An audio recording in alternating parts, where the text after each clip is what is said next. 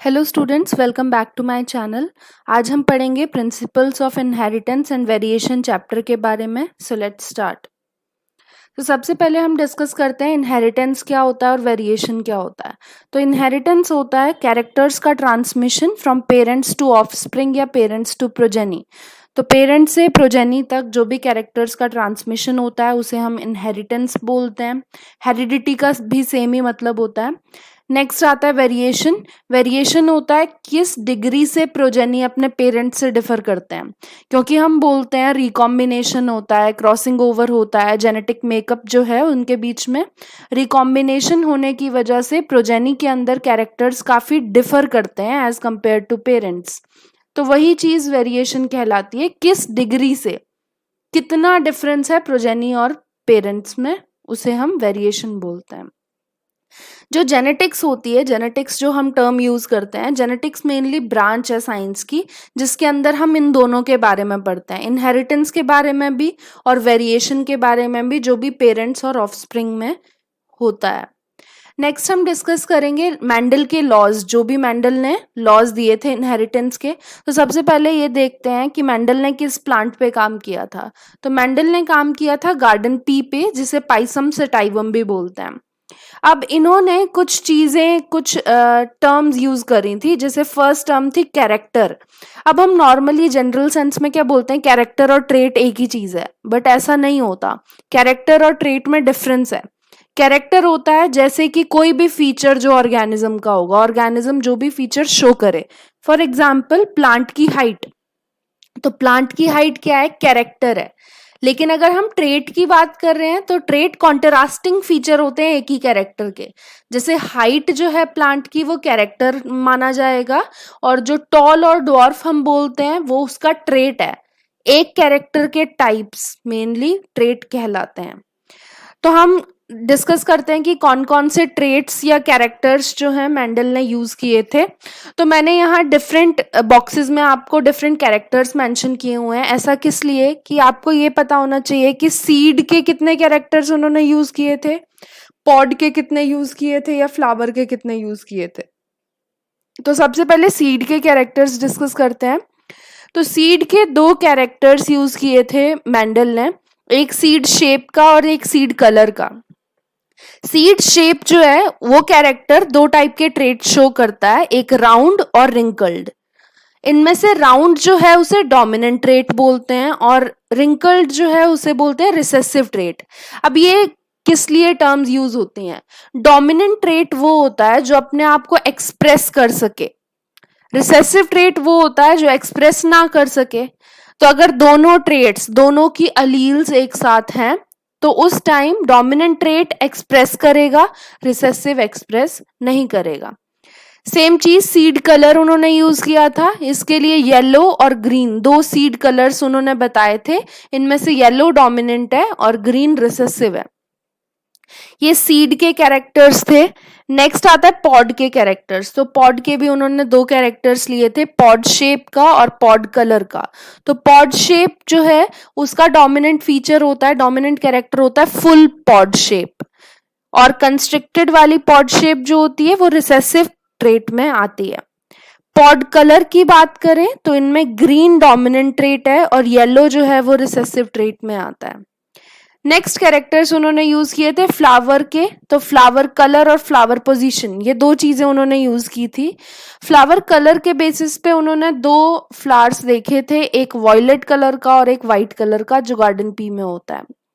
Flower position के according axial position, axial position क्या होगी, वो एक्सिस पे होगी, यानी जैसे लीफ है, लीफ के एक्सिल से फ्लावर निकलेगा। और दूसरी थी टर्मिनल कंडीशन, जिसमें फ्लावर्स बिल्कुल प्लांट की टिप पे होता है। इनमें से वॉयलेट और एक्सियल जो है डोमिनेंट कैरेक्टर्स हैं, और व्हाइट और टर्मिनल फ्लावर जो है वो रिसेसिव कैरेक्टर्स में आते हैं। लास्ट जो उन्होंने कैरेक्टर यूज किया था वो था स्टेम हाइट। तो स्टेम हाइट जैसे हमने पीछे डिस्कस किया, एक टॉल कैरेक्टर और एक dwarf character. Tall character dominant होता है, ड्वार्फ रिसेसिव होता है। अब मेंडल ने अपने पूरे एक्सपेरिमेंट में total 14 true breeding P varieties use की थी। यानी 14 किस लिए होंगी वो, क्योंकि 7 कैरेक्टर्स उन्होंने यूज किए थे और 7 कैरेक्टर्स, हर एक कैरेक्टर के 2 ट्रेट्स हैं, तो टोटल हो गए 14। तो 14 ट्रू ब्रीडिंग पी वेराइटीज उन्होंने यूज की थी। अब यहाँ ये एक चीज नोट करने वाली है कि मेंडल ने सेम एक्सपेरिमेंट और प्लांट्स पे भी किया था, जैसे लबलब बीन्स पे किया था, तो उन पे सेम रिजल्ट्स नहीं आए। इसी की वजह से उन्होंने गार्डन पी को ही आगे कंटिन्यू किया। सो अब हम पढ़ेंगे कि उन्होंने पी प्लांट ही क्यों चूज किया। तो पी प्लांट जो होता है, गार्डन पी, उसके अंदर क्लियर कॉन्ट्रास्टिंग ट्रेट्स दिखते हैं। यानी इजीली आप डिस्टिंग्विश कर सकते हो कि ये वाला कैरेक्टर है और ये वाला कैरेक्टर है। तो हर एक कैरेक्टर के 2 कॉन्ट्रास्टिंग ट्रेट्स आपको क्लियरली विजिबल होते हैं। नेक्स्ट उन्होंने ये चीज देखी कि पी प्लांट सेल्फ पॉलिनेटेड है। सेल्फ पॉलिनेटेड है तो उसमें true breeding P varieties easily बन जाएंगी, और साथ में आप खुद से आर्टिफिशियल पॉलिनेशन भी कर सकते हो फ्लावर को ओपन करके, क्योंकि P plant cleistogamous flower show करता है, इसीलिए उसमें हमेशा सेल्फ पॉलिनेशन होती है। क्लिस्टोगैमस का मतलब क्लोज्ड फ्लावर। तो नेक्स्ट कैरेक्टर जो उन्होंने यूज किया था वो ट्रू ब्रीडिंग था। ट्रू ब्रीडिंग जो है वो सेल्फ पॉलिनेशन की वजह से हुआ, क्योंकि ट्रू ब्रीडिंग के केस में क्या हो रहा है कि कैरेक्टर्स जो हैं वो इतने इजीली आपस में जुड़ गए हैं कि जो भी गैमीट्स वो प्रोड्यूस करेंगे वो हमेशा सेम टाइप के ही प्रोड्यूस करेंगे। यानी दोनों, जैसे जो भी प्लांट है वो प्लांट होमोजाइगस हो चुका है सारे कैरेक्टर्स के लिए। नेक्स्ट, पी प्लांट बहुत सारे सीड्स प्रोड्यूस करता है, तो बहुत सारे सीड्स प्रोड्यूस करेगा तो जो भी सेग्रीगेशन की रेशो होगी वो सब निकालना इजी होगा। नेक्स्ट, इसकी लाइफ साइकिल बहुत कम होती है, मतलब ये बहुत कम ड्यूरेशन में अपनी लाइफ साइकिल कंप्लीट कर लेता है, तो उसके लिए भी यूज किया था। मतलब कि काफी ज्यादा जनरेशंस आप देख सकते हो इसकी इजीली, कुछ इंटरवल ऑफ टाइम में, एक ही सीजन में ये लाइफ साइकिल अपनी कंप्लीट कर लेता है। नेक्स्ट, इसे आर्टिफिशियली पॉलिनेट कर सकते हैं, जैसे हमने पीछे डिस्कस किया। तो पी प्लांट के यूज करने के ये सब रीजंस थे। नेक्स्ट हम पढ़ेंगे कि सक्सेस क्यों मिली मेंडल को। तो उसके सक्सेस के भी बहुत सारे रीजन थे। जैसे फर्स्ट, उसने स्टैटिस्टिकल एनालिसिस किया था, स्टैटिस्टिक्स का, क्योंकि वो मैथमेटिशियन थे, तो उन्होंने स्टैटिस्टिक्स का यूज करके जो भी उनके रिजल्ट्स आए थे उन सब में मैथ्स अप्लाई करके, मैथमेटिकल लॉजिक अप्लाई करके उन्हें सॉल्व किया था। नेक्स्ट क्या था कि उन्होंने बहुत सारे प्लांट्स यूज करे थे इन्वेस्टिगेशन के लिए, तो उनका सैम्पलिंग साइज भी ज्यादा था, जैसे हम नॉर्मली बोलते हैं। तो कोई भी बायोलॉजिकल एक्सपेरिमेंट के लिए नॉर्मली सैम्पलिंग साइज लार्ज होना चाहिए, वो उनका था। नेक्स्ट, उन्होंने थियोरेटिकल एक्सप्लेनेशन भी दी थी, यानी जो भी उनके रिजल्ट्स आए उनकी एक्सप्लेनेशन भी उन्होंने दी थी कि ये रिजल्ट इस वजह से आया होगा। तो ये सब थे उनके सक्सेस के रीजंस। नेक्स्ट हम डिस्कस करेंगे कि उन्होंने कौन कौन से एक्सपेरिमेंट्स किए। तो फर्स्ट था 1 जीन इनहेरिटेंस का या सिंगल जीन इनहेरिटेंस का। तो एक जीन का इनहेरिटेंस कैसे होता है, तो उसके लिए उन्होंने क्या किया था, एक पी प्लांट लिया, जैसे यहाँ आपको दिखाया है, एक फीमेल पेरेंट एक मेल पेरेंट। फीमेल पेरेंट जैसे मान लो वॉयलेट फ्लावर वाला था, तो सबसे पहले आर्टिफिशियल पॉलिनेट करने के लिए, आर्टिफिशियल पॉलिनेशन के लिए क्या होता है, इमस्कुलेशन और बैगिंग होती है। वही चीज उन्होंने करी। जो फीमेल पेरेंट था, क्योंकि यहाँ एक चीज नोट करोगे आप कि पी प्लांट बाइसेक्सुअल होता है। अब बाइसेक्सुअल है तो जिसे भी आप फीमेल पेरेंट बना रहे हो उसके फ्लावर्स से आपको एंथर रिमूव करने पड़ेंगे, वरना क्या होगा, आफ्टर मैच्योरेशन उसके पॉलन सेम स्टिग्मा पे आके लैंड हो जाएंगे और कंटेमिनेशन हो जाएगा। तो इसके लिए एंथर्स जब मैच्योर नहीं होते उसी टाइम फीमेल पेरेंट के फ्लावर से एंथर्स को रिमूव कर दिया जाता है, यानी इमस्क्यूलेशन। और फिर इसके बाद बैगिंग होती है, जो इस पिक्चर में नहीं दिखाई है। बैगिंग होती है, ये बैगिंग होती है जब तक फ्रूट सेट ना हो जाए, और फिर आपको सीड्स मिलते हैं। तो ये था फीमेल पेरेंट। नेक्स्ट आता है मेल पेरेंट। अब मेल पेरेंट जो है उसके एंथर्स रिमूव करने की रिक्वायरमेंट नहीं है, क्योंकि उसमें कंटामिनेशन का हमें कोई कुछ देखना नहीं है। उसमें हम क्या करेंगे, बस पॉलेंस को जब मैच्योर हो जाएंगे पॉलेंस, तो उन्हें ट्रांसफर कर देंगे, यानी उनकी आर्टिफिशियली पॉलिनेशन कर देंगे, फीमेल के स्टिग्मा पे उन्हें डाल देंगे। इसके बाद फिर बैग लगा देते हैं उस फ्लावर के ऊपर और बैगिंग के बाद फ्रूट डेवलप होने देते हैं। तो जब भी फ्रूट डेवलप होगा उसके अंदर सीड्स आएंगे, उन सीड्स को ग्रो कर देंगे, सो करेंगे सॉइल में और फिर वो ग्रो हो जाएंगे इंडिपेंडेंट प्लांट्स में। अब एक ही सीड पॉड के अंदर जैसे यहाँ 6 सीड्स आए हैं तो 6 प्लांट्स आपको मिलेंगे। उनमें से सारे जो प्लांट्स हैं वो डिफरेंट कैरेक्टर्स शो कर रहे होंगे। तो उनमें से रेशो निकाली थी मेंडल ने। तो ऐसा किया था उन्होंने। पेरेंटल जनरेशन, हम जब भी जनरेशंस मेंशन करते हैं तो उनके लेफ्ट हैंड साइड पे जो भी हम जीनोटाइप लिखेंगे फीमेल और मेल पेरेंट का, उनके साइड में हम पेरेंटल जनरेशन लिखते हैं। तो ये पेरेंट्स थे। एक टॉल पेरेंट यूज किया उन्होंने और उसकी क्रॉस करवाई डॉर्फ पेरेंट के साथ। इस टाइप की क्रॉस जिसमें 2 प्लांट सिर्फ और सिर्फ एक कैरेक्टर में डिफर करें उसे बोलते हैं मोनोहाइब्रिड क्रॉस। तो मोनोहाइब्रिड क्रॉस उन्होंने करवाई। दोनों प्लांट्स में सारे कैरेक्टर सेम थे, यानी फ्लावर कलर सेम था, इसके अलावा सीड कलर सेम था, ये सब कैरेक्टर सेम थे, सिर्फ उनकी हाइट डिफर कर रही थी, यानी सिंगल कैरेक्टर में वो डिफर कर रहे थे। तो एक टॉल पेरेंट की क्रॉस करवाई विद डॉर्फ पेरेंट। इसके बाद जो उन्हें F1 जनरेशन मिली, वही वाली चीज जो अभी बताया, पॉलिनेशन करी होगी, सीड्स आए होंगे, सीड्स को सो किया होगा, सो करके जो प्लांट आया वो ये था। तो इनसे जो प्रोजेनी आया वो टॉल था। सारे जितने भी प्लांट्स आए वो सब टॉल थे। तो इसे F1 जनरेशन बोलते हैं। F is for filial progeny. तो फर्स्ट जनरेशन इन पेरेंट्स की जो आई, तो वो सारे पेरेंट्स टॉल थे। अब क्या हुआ, यहां उन्होंने सेल्फिंग करने दी, यानी सेल्फ पॉलिनेशन। उस प्लांट को नहीं छेड़ा बिल्कुल भी, उसके फ्लावर्स को क्लोज्ड ही रहने दिया, उनके अंदर खुद से सेल्फ पॉलिनेशन होने दी। तो सेल्फ पॉलिनेशन के बाद फिर जो सीड्स आए उन सीड्स को फिर से सो किया और F2 जनरेशन आई। सो जो F2 जनरेशन आई, F2 जनरेशन में 4 प्लांट्स में से 3 प्लांट्स टॉल थे और 1 प्लांट डॉर्फ था, यानी 3:1 रेशो आई। अब यहाँ आप देखोगे 3:1 रेशो है किस रिस्पेक्ट में, फिनोटाइप के रिस्पेक्ट में, क्योंकि 3 टॉल हैं और 1 डॉर्फ है। लेकिन हम जीनोटाइप देखेंगे तो जीनोटाइप रेशो यहाँ वेरी करेगी।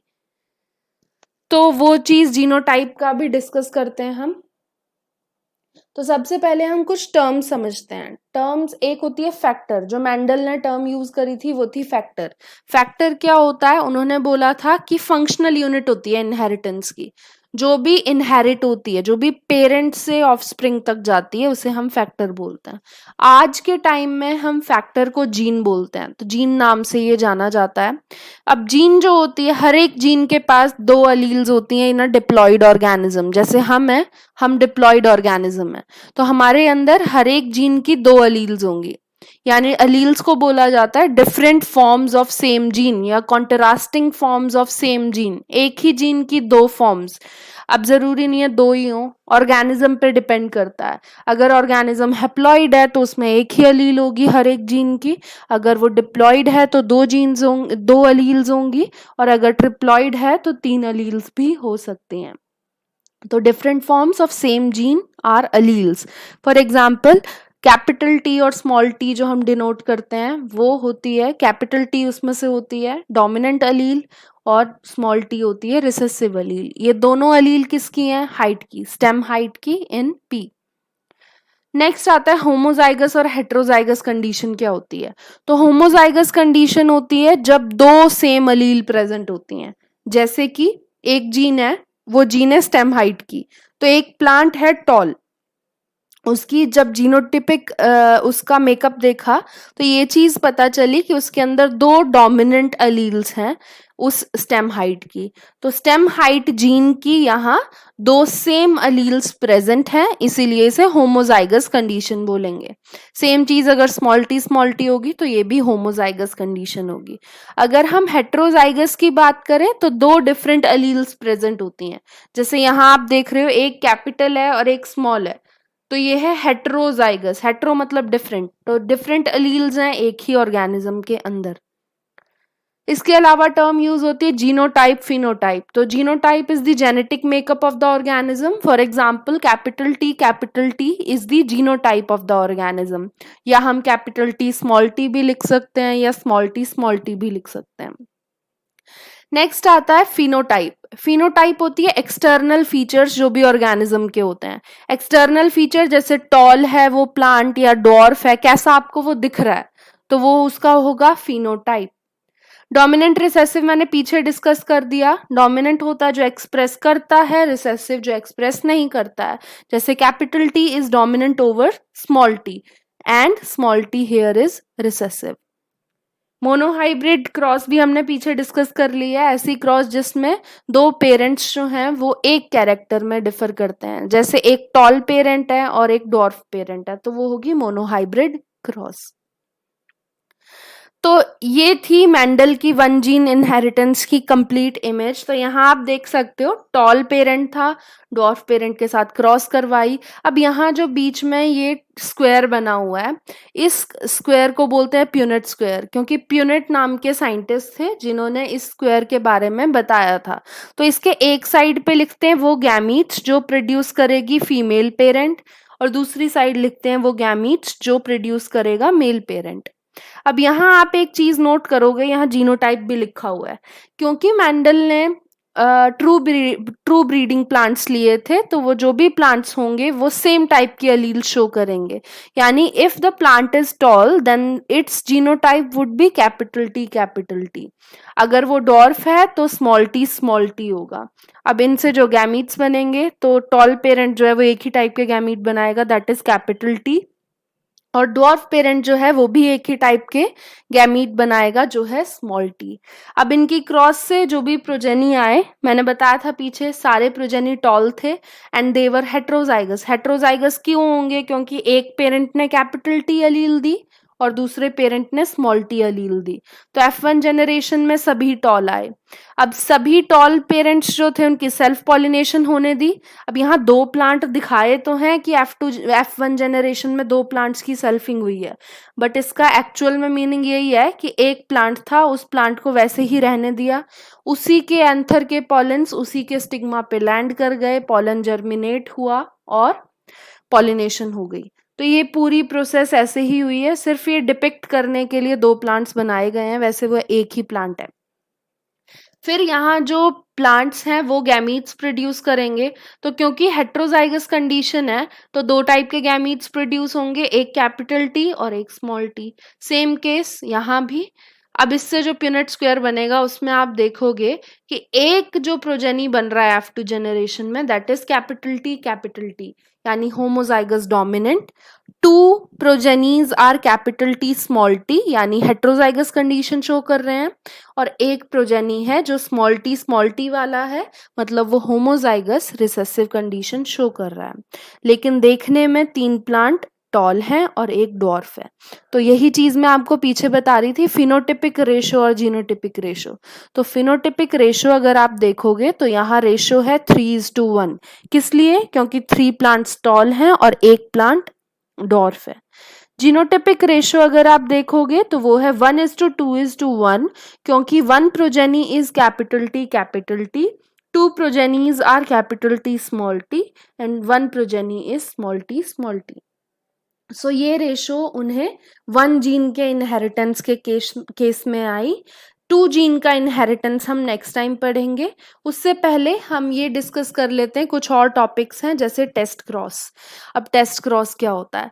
टेस्ट करने के लिए क्रॉस की जाती है, मतलब ये देखने के लिए कि जो भी प्रोजेनी, अब आपको देख के तो नहीं पता चलेगा ना कि वो प्रोजेनी अगर टॉल कैरेक्टर शो कर रहा है तो उसका जीनोटाइप कैपिटल टी है या उसका genotype capital T small T है, यानी वो होमोजाइगस डोमिनेंट है या हेट्रोजाइगस डोमिनेंट है, तो ये चीज पता नहीं चलेगी। तो उसके लिए क्या करते हैं कि जो भी प्लांट आपको मिला F1 जनरेशन में उसकी क्रॉस करवाते हैं with recessive parent. Recessive parent कौन सा होगा? स्मॉल टी वाला।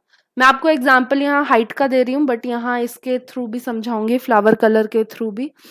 तो उससे हमें ये पता चल जाएगा कि प्रोजेनी किस रेशो में आ रहे हैं, उसके बेसिस पे ये चीज क्लियर हो जाएगी कि जो भी डोमिनेंट जो प्रोजेनी आया है वो प्रोजेनी हेट्रोजाइगस डोमिनेंट है या होमोजाइगस डोमिनेंट है। तो इस एग्जाम्पल से डिस्कस करते हैं। तो आपके पास दो प्लांट्स हैं, एक प्लांट जिसके अंदर वॉयलेट कलर के फ्लावर्स हैं, एक प्लांट जिसके अंदर वाइट कलर के फ्लावर्स हैं। अब दो केसेस हैं, लेफ्ट साइड पे फर्स्ट केस है, राइट साइड पे सेकंड केस है। अब यहाँ आप देखोगे तो वॉयलेट फ्लावर जो है वो अभी पीछे बताया था डोमिनेंट कैरेक्टर होता है पी प्लांट में, तो डोमिनेंट फिनोटाइप तो आपको दिख रहा है कि वॉयलेट फ्लावर है, डोमिनेंट फिनोटाइप है, बट ये नहीं पता कि उसका जीनोटाइप जो है कैपिटल डब्ल्यू है या कैपिटल डब्ल्यू स्मॉल डब्ल्यू है। तो इस केस में जब जीनोटाइप अननोन होता है तो उस प्लांट की क्रॉस करवाते हैं विद रिसेसिव पेरेंट। अब रिसेसिव पेरेंट उसका कौन सा हुआ, उसका हुआ recessive parent homozygous recessive parent that is white flowered plant. तो उसके साथ क्रॉस करवाएंगे, क्रॉस करने से जो भी प्रोजेनी आएंगे, जैसे यहाँ प्रोजेनी सारे वॉयलेट आए हैं, तो उसका मतलब है कि वो प्लांट होमोजाइगस था। होमोजाइगस था क्योंकि हमने उसकी क्रॉस रिसेसिव पेरेंट के साथ कराई है, और रिसेसिव पेरेंट तो एक ही टाइप के गैमीट्स प्रोड्यूस करता है। और जो हमारा पेरेंट था जिसका जीनोटाइप हमें नहीं पता है, वो भी होमोजाइगस होगा जब भी कोई भी प्रोजेनी सेग्रीगेट नहीं कर रहा है, कुछ रेशो शो नहीं कर रहा है, सारे एक ही टाइप के हैं, यानी डोमिनेंट कैरेक्टर शो कर रहे हैं। यानी हमारे प्लांट का जो जीनोटाइप है वो होमोजाइगस डोमिनेंट होगा। वो अगर वो हेट्रोजाइगस डोमिनेंट होता तो क्या होता, हेट्रोजाइगस होता तो 1:1 रेशो आती, यानी दो प्लांट्स जो हैं वो वॉयलेट फ्लावर शो कर रहे हैं और दो प्लांट्स जो हैं वो वाइट फ्लावर शो कर रहे हैं, यानी 1:1 रेशो। इसीलिए हम नॉर्मली बोलते हैं कि टेस्ट क्रॉस में जो रेशो आती है वो होती है 1:1। नेक्स्ट हम लॉज पढ़ते हैं। तो वन जीन के इनहेरिटेंस के बेसिस पे मेंडल ने दो लॉज दिए थे, एक था लॉ ऑफ डोमिनेंस और दूसरा लॉ था सेग्रीगेशन का। तो पहले लॉ ऑफ डोमिनेंस डिस्कस करते हैं। इस लॉ के अकॉर्डिंग मेंडल ने ये बोला था कि हर एक कैरेक्टर जो भी प्लांट शो करता है, हर एक कैरेक्टर फैक्टर्स से कंट्रोल्ड होता है। फैक्टर्स को आज हम जीन बोलते हैं, और हमें पता है जीन्स जो है वही फिनोटाइप शो करने में यानी कैरेक्टर शो करने में हेल्प करते हैं।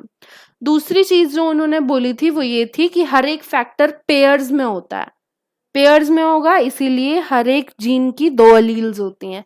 जो अभी हमने डिस्कस किया, सारे जो भी हम प्रोजेनी या पेरेंट्स के जीनोटाइप लिख रहे थे वो कैसे लिख रहे थे, दो अलील्स की हेल्प से, यानी कैपिटल टी या कैपिटल टी या स्मॉल टी। तो हर एक फैक्टर पेयर में प्रेजेंट होता है। नेक्स्ट उन्होंने बोला कि डिसिमिलर पेयर में, यानी डिसिमिलर पेयर है अगर फैक्टर्स का, जैसे कैपिटल टी स्मॉल टी, तो उनमें से एक अपने आप को एक्सप्रेस करता है जिसे हम डोमिनेंट बोलते हैं, और दूसरा अपने आप को एक्सप्रेस नहीं करता है जिसे हम रिसेसिव बोलते हैं। तो हेट्रोजाइगस कंडीशन में दो होंगे, एक डोमिनेंट अलील होगी और एक रिसेसिव अलील होगी। ये था लॉ ऑफ डोमिनेंस। नेक्स्ट हम डिस्कस करेंगे लॉ ऑफ सेग्रीगेशन क्या होता है। तो लॉ ऑफ सेग्रीगेशन जो है उसके अकॉर्डिंग ये बोला जाता है कि अलील्स जो हैं वो ब्लेंडिंग शो नहीं करती हैं, यानी वो मिक्सअप नहीं होती हैं, और वो इजीली इक्वली सेग्रीगेट होती हैं फ्रॉम ईच अदर, जिसकी वजह से हर एक गैमीट में एक ही अलील आती है, दोनों अलील्स नहीं आती।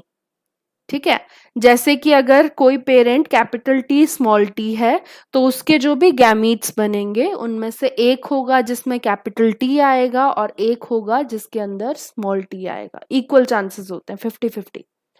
ये लॉ यूनिवर्सली एप्लीकेबल है, यानी सारे plants law of segregation follow करते हैं, सारे प्लांट्स या सारे एनिमल्स सभी लॉ ऑफ सेग्रीगेशन शो करते हैं। नेक्स्ट कुछ एक्सेप्शंस हैं, जो मेंडल के लॉज के एक्सेप्शंस हैं वो हम पढ़ेंगे। तो सबसे पहला एक्सेप्शन आता है इनकम्प्लीट डोमिनेंस का। इनकम्प्लीट डोमिनेंस जो है, इस केस में क्या होता है कि मेंडल की तरह रेशो नहीं आ रही। मेंडल ने जो अपनी एक जीन की इनहेरिटेंस की रेशो बताई थी, दैट इज 3:1 और 1:2:1, वो वाली रेशो यहाँ नहीं आती है। इनकम्प्लीट डोमिनेंस के केस में F1 प्रोजेनी जो है वो दोनों पेरेंट्स को रिजेंबल नहीं करता है, बट वो क्या करता है, इन बिटवीन होता है दोनों के। ये अभी हम एग्जाम्पल से पढ़ेंगे। सो F1 does not resemble either of the two parents and is in between the two. Example है इसका डॉग फ्लावर, जिसे स्नैपड्रैगन भी बोलते हैं हम नॉर्मली, ये दोनों कॉमन नेम है, और इसका साइंटिफिक नेम है एंटेराइनम मेजस। मेनली एंटीराइनम मेजर स्पीशीज है। तो इसके ऊपर एक्सपेरिमेंट ये किया गया था। इसके अलावा 4 o'clock प्लांट होता है, वो भी इनकम्प्लीट डोमिनेंस शो करता है। इसके अलावा कुछ ह्यूमंस के कैरेक्टर्स हैं जो इनकम्प्लीट डोमिनेंस शो करते हैं। उनमें आता है स्किन कलर, आई कलर। नेक्स्ट, इनकम्प्लीट डोमिनेंस में एक चीज इंपॉर्टेंट है कि जीनोटिपिक रेशो फिनोटिपिक रेशो के इक्वल होती है। जैसे मेंडल के 1 जीन इनहेरिटेंस में था कि genotypic ratio was 1:2:1, but the phenotypic ratio was 3:1। ये चीज इनकम्प्लीट डोमिनेंस में नहीं होती है। इनकम्प्लीट डोमिनेंस में दोनों रेशोज सेम आती हैं। तो एक एग्जाम्पल है एंटीराइनम मेजर्स का ही है। P generation is parental generation. तो पेरेंट्स हैं, एक पेरेंट है जिसके लाल फूल है, रेड फ्लावर्ड है, दूसरा व्हाइट फ्लावर्ड है। Red flowered is basically homozygous. क्या होगा? कैपिटल आर, और जो व्हाइट वाला है वो स्मॉल आर होगा। अब इनके गैमीट्स बनेंगे, रेड वाला कैपिटल आर गैमीट्स बनाएगा और व्हाइट वाला स्मॉल आर गैमीट्स बनाएगा। F1 जेनरेशन में दोनों गैमीट्स कंबाइन करेंगे, जो प्रोजेनी बनेगा वो नॉर्मली क्या होता है, मेंडल के केस में क्या था, एक अलील डोमिनेंट होगी। अब यहाँ डोमिनेंट कैपिटल आर होनी चाहिए, यानी इस वाले पेरेंट की तरह रेड कलर के फूल आने चाहिए, बट वैसा नहीं हो रहा है। तो इसीलिए बोला इनकम्प्लीट डोमिनेंस शो कर रहा है, यानी डोमिनेटिंग तो है लेकिन इनकम्प्लीट है। बिल्कुल हम ऐसा डिस्टिंग्विश नहीं कर सकते कि ये बिल्कुल एक पेरेंट की तरह दिख रहा है, क्योंकि ये दोनों में से इन बिटवीन है। पिंक कलर के फ्लावर्स यहाँ दिख रहे हैं। अब सेम चीज इसे अगर F2 जेनरेशन तक लेके जाएंगे तो आप देखोगे कि एक फ्लावर, 4 में से एक प्लांट जो है उसके फ्लावर बिल्कुल रेड है, एक के बिल्कुल वाइट है, और 2 ऐसे हैं जिनके इंटरमीडिएट हैं, यानी पिंक कलर के फ्लावर्स हैं। तो यहाँ phenotypic and genotypic ratios both are same, that is 1:2:1। Next आता है कॉन्सेप्ट ऑफ डोमिनेंस। अब डोमिनेंस के कॉन्सेप्ट के अकॉर्डिंग क्या क्या चीजें बोली जाती हैं। तो डोमिनेंस के कॉन्सेप्ट के अकॉर्डिंग ये चीज बोली जाती है कि जो भी मॉडिफाइड या म्यूटेंट अलील होगी वो 3 केसेस उसके होते हैं। अब क्या बोलते हैं, मॉडिफाइड होगी तो वो म्यूटेंट होती है हमेशा। इसके अलावा अगर वो अनमॉडिफाइड है तो वो म्यूटेंट नहीं है, यानी वो वाइल्ड टाइप की अलील है। ये काफी इंपॉर्टेंट कॉन्सेप्ट है, काफी इस पे क्वेश्चंस भी आते हैं। तो यहाँ आप 3 केसेस देखोगे। अगर कोई अलील म्यूटेट हो गई है तो या तो वो नॉर्मल एंजाइम प्रोड्यूस करेगी या फिर लेस एफिशिएंट एंजाइम प्रोड्यूस करेगी। नॉर्मली मानते हैं इसे, तो नॉर्मल एंजाइम प्रोड्यूस करेगी। तो यहाँ क्या हो रहा है, modified allele is equivalent to unmodified allele, क्योंकि अनमॉडिफाइड नहीं थी तब भी वो नॉर्मल एंजाइम प्रोड्यूस कर रही थी, मॉडिफाई होने के बाद, म्यूटेशन होने के बाद भी वो नॉर्मल ही एंजाइम प्रोड्यूस कर रही है। तो एक केस ये होता है। दूसरा केस होता है जिसमें नॉन फंक्शनल एंजाइम प्रोड्यूस करती है, यानी वो एंजाइम फंक्शन नहीं कर पाएगा, वो पर्टिकुलर फिनोटाइप जो वो एंजाइम प्रोडक्ट बनाता उससे जो फिनोटाइप आता वो फिनोटाइप यहाँ नहीं आ पा रहा है। और तीसरा केस होता है एंजाइम बने ही ना। तो फर्स्ट केस में क्या है, फिनोटाइप अफेक्ट नहीं हो रहा है, फिनोटाइप सेम है मॉडिफाइड का भी और अनमॉडिफाइड का भी, बट लास्ट 2 केसेस जो हैं इन दोनों केसेस में फिनोटाइप इफेक्ट होगा। नेक्स्ट हम कोडोमिनेंस पढ़ेंगे। ये भी एक एक्सेप्शन है मेंडल के लॉज की। यहाँ क्या होता है, F1 जेनरेशन रिजेंबल करती है दोनों पेरेंट्स से। यहाँ ऐसा नहीं है कि दोनों के इंटरमीडिएट आएगा जैसे कि इनकम्प्लीट डोमिनेंस में था। यहाँ दोनों पेरेंट्स से F1 प्रोजेनी रिजेंबल करता है। और यहाँ इसका एग्जाम्पल हम लेते हैं एबीओ ब्लड ग्रुपिंग जो ह्यूमन बींग्स में होती है। तो ह्यूमंस के अंदर एबीओ ब्लड ग्रुप जो होता है उसे जीन कंट्रोल करती है, जिसे जीन आई बोलते हैं। अब ये जो जीन आई होती है ये इसकी अलील्स होती हैं। तो 3 अलील्स इसके अंदर होती हैं, इसे बोलते हैं मल्टीपल अलीलिक कंडीशन या मल्टीपल अलील्स, जब मोर देन 1 अलील एक सिंगल कैरेक्टर को कंट्रोल कर रही है। तो यहाँ क्या हो रहा है, आई ए एक अलील है, एक आई बी अलील है और एक स्मॉल आई अलील है। इनके डिफरेंट कॉम्बिनेशन से डिफरेंट टाइप के ब्लड ग्रुप बनते हैं। जैसे हम इस टेबल में देख सकते हैं, अगर जीनोटाइप में दोनों अलील्स आई ए हैं या फिर एक अलील आई ए है और दूसरी स्मॉल आई है, तो इस केस में ब्लड ग्रुप कैपिटल ए बनेगा। अगर दोनों IB हैं या एक IB और एक स्मॉल आई है तो उससे ब्लड ग्रुप B बनता है। एक IA और एक IB होगी तो ब्लड ग्रुप AB बनेगा। दोनों स्मॉल आई होंगी तो उससे ब्लड ग्रुप O बनेगा। लास्ट टॉपिक जो इसका है वो है प्लियोट्रॉपी। अब प्लियोट्रॉपी क्या होता है? जैसे मल्टीपल अलील्स की कंडीशंस हमने देखी, प्लियोट्रॉपी जो होता है इसके अंदर एक जीन, सिंगल जीन बहुत सारे फिनोटाइप्स को कंट्रोल करती है। मतलब एक ही जीन बहुत सारे फिनोटाइप्स शो करेगी या बहुत सारे इफेक्ट शो करेगी। जैसे एग्जांपल इसका हम देते हैं स्टार्च सिंथेसिस का। तो गार्डन पी के जो सीड्स होते हैं उनमें दो अलील्स होती हैं, एक कैपिटल बी और एक स्मॉल बी। उनके अंदर जो स्टार्च सिंथेसिस होगी वो कैपिटल बी अलील डिटरमाइन करती है। यानी if there are two capital B alleles then the starch grains would be long। लेकिन अगर सिंगल होगी तो स्टार्च ग्रेन का इंटरमीडिएट साइज होगा। अगर दोनों ही स्मॉल अलील्स हैं तो स्टार्च ग्रेन्स छोटे होंगे। अब इनमें आप देखोगे ये तो स्टार्च ग्रेन के साइज को कंट्रोल कर रही है ये जीन, और साथ में सीड की शेप को भी कंट्रोल करती है। जैसे अगर कैपिटल बी कंडीशन है या capital B small B condition है, दोनों के अंदर ही राउंड सीड्स प्रोड्यूस होते हैं। बट अगर स्मॉल बी कंडीशन है तो उसमें रिंकल्ड सीड्स प्रोड्यूस होते हैं। तो दो कंडीशंस, एक जीन दो कंडीशंस को कंट्रोल कर रही है, यानी ये प्लियोट्रॉपी है। नेक्स्ट, इन्हीं के बेसिस पे हम एक चीज बोलते हैं, dominance is not an autonomous feature of a gene. यानी ऐसा नहीं है कि जीन जो है उसके अंदर अलील्स कैसी होंगी उसी के बेसिस पे हम डोमिनेंस है या नहीं है ये डिटरमाइन करते हैं। ऑटोनॉमस कैरेक्टर नहीं है ये जीन का, बट डिपेंड करता है कि जीन प्रोडक्ट कैसा बन रहा है, फिनोटाइप कौन सा बन रहा है जिसे भी हम स्टडी के लिए चूज कर रहे हैं। हो सकता है कि वो जीन बहुत सारे फिनोटाइप्स को कंट्रोल करता हो, बट जो हम उसका प्रोडक्ट देख रहे हैं, जो फिनोटाइप हम स्टडी के लिए यूज कर रहे हैं, शायद उसके अंदर कोई पर्टिकुलर इनकम्प्लीट डोमिनेंस ही शो कर रहा है या कोडोमिनेंस ही शो कर रहा है। तो ये डिपेंड करता है आप कौन सी जीन चूज कर रहे हो, कौन से प्रोडक्ट्स चूज कर रहे हो स्टडी के लिए। सो यही था जो आज की वीडियो में हमने पढ़ा। इसके आगे हम पढ़ेंगे 2 जीन्स का inheritance. Till then, good bye.